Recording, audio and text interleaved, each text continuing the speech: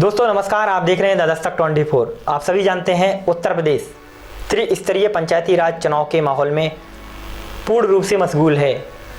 पूरे प्रदेश में आला अफसर, राजनेता इस चुनाव को हर संभव कराने के मूड में बड़े स्तर से लगे हुए हैं। कई वादे हो रहे हैं, कई घोषणाएं हो रही हैं, कई जगह नामांकन की प्रक्रिया चल रही है और कई जगह नामांकन के लिए सारे नियम कानून के बाद चुनाव चिन्ह भी आवंटित कर दिए गए हैं।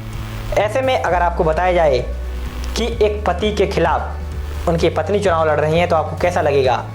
आपने लगातार कई बार सुना होगा कि कई जातियों में अलग अलग प्रत्याशी चुनाव लड़ जाते हैं, अंत में उस जाति के प्रत्याशियों को हार झेलनी पड़ती है और अन्य जाति के प्रत्याशी जीत जाते हैं।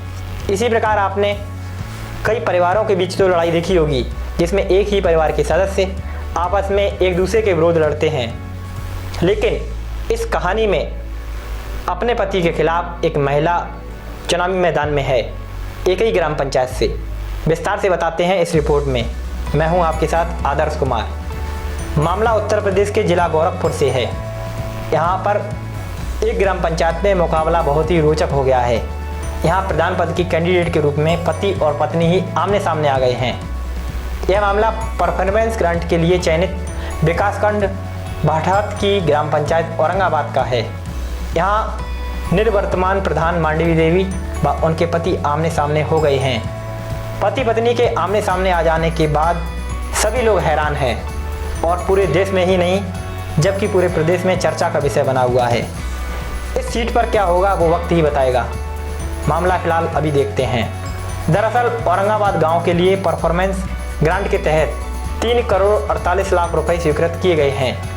पहले आरक्षण की सूची में यह गांव अनुसूचित जाति के लिए हो गया था। ऐसे में निर्वर्तमान प्रधान चुनावी मुकाबले से बाहर हो गई थीं। इसके बाद दोबारा जब आरक्षण की सूची जारी हुई, इसके बाद गांव पिछड़ा वर्ग के लिए आरक्षित हो गया।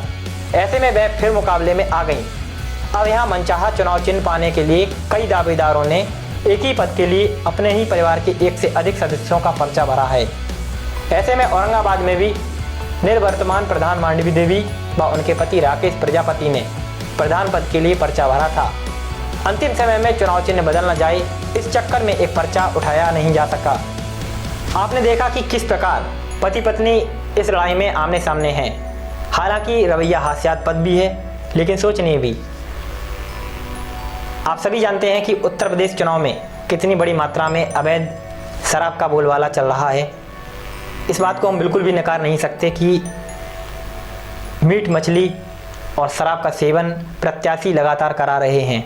भले ही प्रशासन इस बात को नकारता हो, लेकिन वास्तविक सच्चाई कुछ और भी है। आपने ये भी सुना होगा कि कई जगह मिठाइयाँ बांटी जा रही, पुलिस ने पकड़ा और कार्रवाइयाँ की। इसी प्रकार आपने आगरा में देखा होगा, एक दिलचस्प मुद्दा था कि एक व्यक्ति जो ग्राम पंचायत चुनाव से लेकर बड़े बड़े चुनाव विधानसभा लोकसभा तक के चुनाव लड़ चुके हैं।